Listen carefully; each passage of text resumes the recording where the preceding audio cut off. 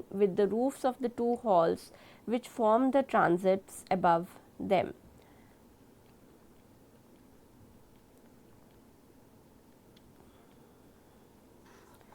This is the pylon and these are the two halls which form the transepts of the sanctuary. The interior consists of a nave of 38 feet side. The clerestory arcade is open to light the interior of the dome. On both sides of the nave are pillared side aisles with an upper story. This has its opening filled in with stone jallis to provide a private area for the royal ladies. This is one of the important features in Jaunpur style, that the provision for ladies were must. The religious requirements for the ladies were fulfilled. They provided private galleries which were covered with stone jallis to give them the privacy also. Beyond the side aisles on both sides are two great vaulted halls, each 50 feet long and 40 feet wide and 45 feet high. These are the two vaulted halls, and it is double story over here where the compartments for the ladies were provided with jallis, and the clerestories above also light the nave. This is the nave.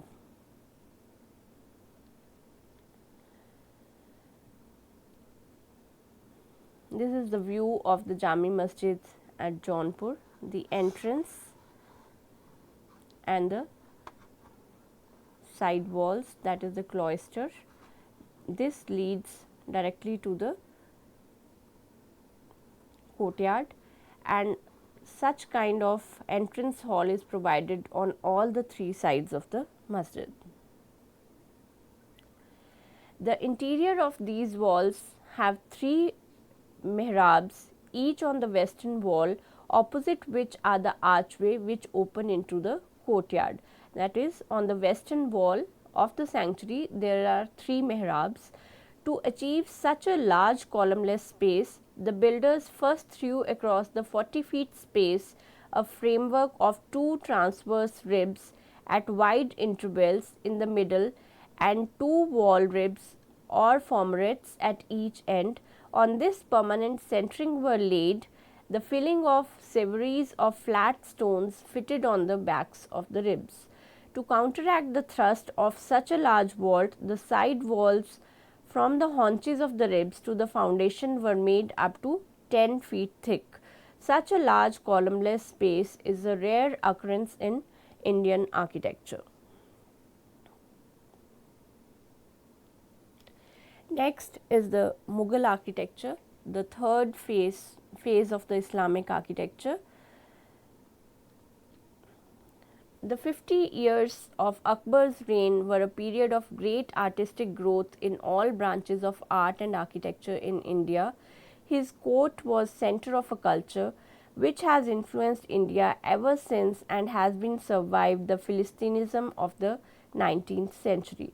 The foundation of the Mughal style was done by Babur.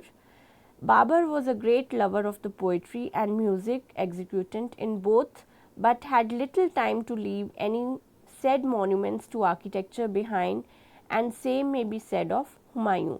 So, they founded the Mughal style, they were the founders of Mughal rule also in India, but they were more interested in music and music and poetry, but they did little work in the field of architecture. Works of Babur, whatever work he did in the field of architecture, dynamic personality in the history of Asia. His personality was very dynamic. His artistic ideals laid the foundation of this style. He made ornamental gardens, two mosques, that is Kabuli Bagh at Panipat and Jami Masjid at Sambal. Both buildings were erected in 1526. His architectural works do not possess any distinctive architectural character. Next is the works of Humayun. Humayun was son of Babur and his successor also in the Mughal rule. He brought traditions from Persia into Hindustani architecture. Mausoleum of Humayun was built in 1564, 8 years after his death by his consort.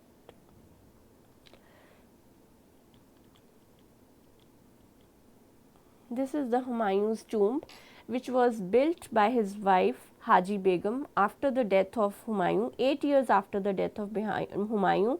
It can be said, like Shah Jahan made Taj Mahal for his wife after her death, similarly Haji Begum, she made this tomb for her husband 8 years after his death.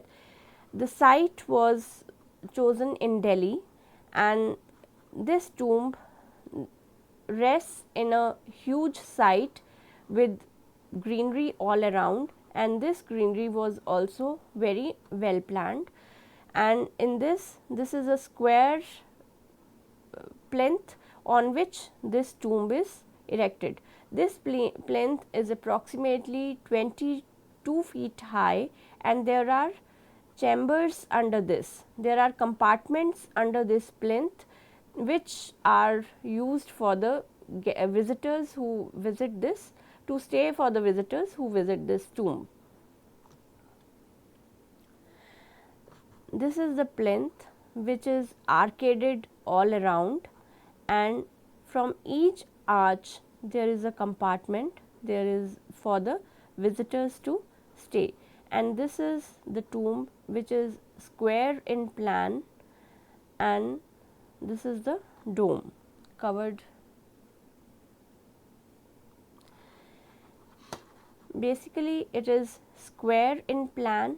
This is the central hall, and these are the 4 associated halls which are connected to this central hall with the diagonal passages. All these central side halls, they are octagonal in shape, and they are used for as tombs for the family of Humayun. And over here rests the cenotaph of Humayun, and this is covered by a dome, and these octagonal halls are also covered by the cupolas.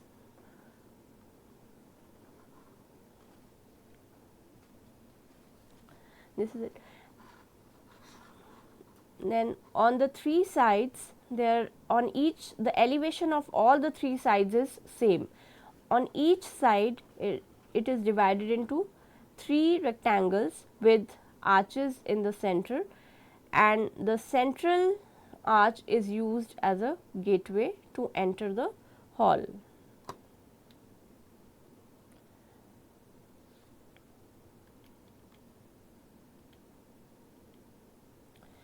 Akbar. Next, Humayun's son Akbar, he came into power in 1556, and his rule lasted from 1556 to 1605. This style evolved under Akbar's patronage. It was built in red sandstone with insertions of white. Mostly he used red sandstone for the building construction. White was used, white color, that is the marble, was used only for the decoration purpose. The style of construction was trabeated style, that is column and beam structure. The arch was of Tudor shape, though dome was of Lodi type, and the pillar shafts, they were many sided, and the capitals in the form of bracket that supported the roof. Ornamentation was carved or boldly inlaid patterns. Painted designs introduced on the interior walls and the ceilings.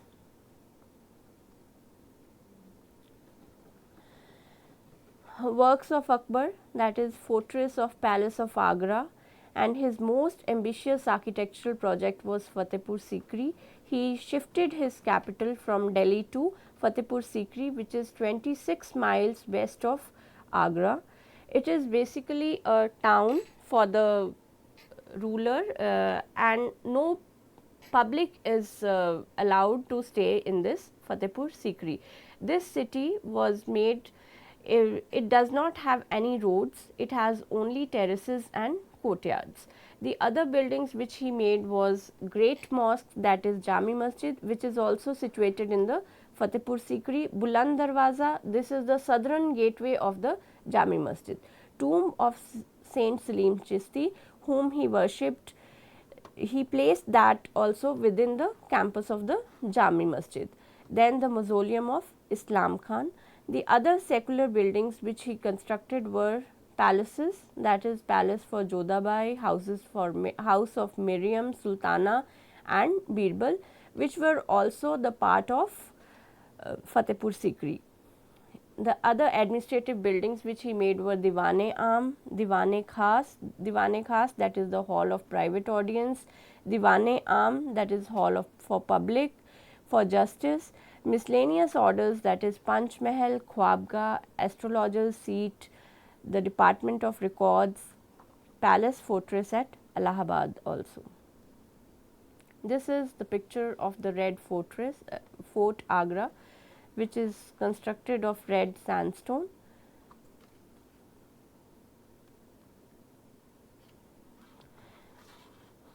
This is the main entrance, and these are the merlin shaped parapets and the bastions at the corners.